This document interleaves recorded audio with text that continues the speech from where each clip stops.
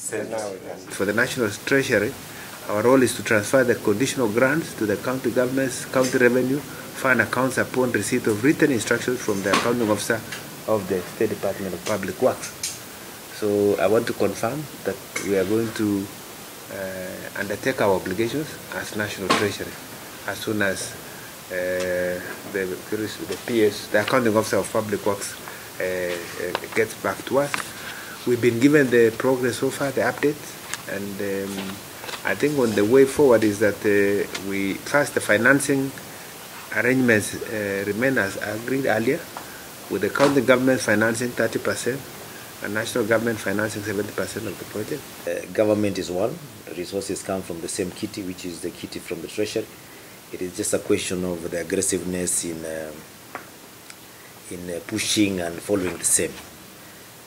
Even if those projects are handed over yesterday and there are no resources, we will still be in the same position, because I know what has befitted the public works, being an arm of national government, is a lack of disbursement of resources to them sometimes. And then as counties, we blame them because they are moving slowly. Sometimes the resources are available on paper, but in reality they may not be having the real resources. By conclusion of this today, PS will be able to submit to the Senate our report, and to IBEC as well on Monday, which is scheduled for Monday, that we have been able to conclude this amicably, and that the governors now will take over the conclusion of the construction of the county headquarters.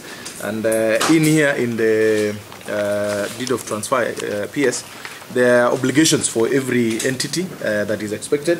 As IGRTC, we will be left to be able to monitor the progress, and we'll be able to be updating the summit.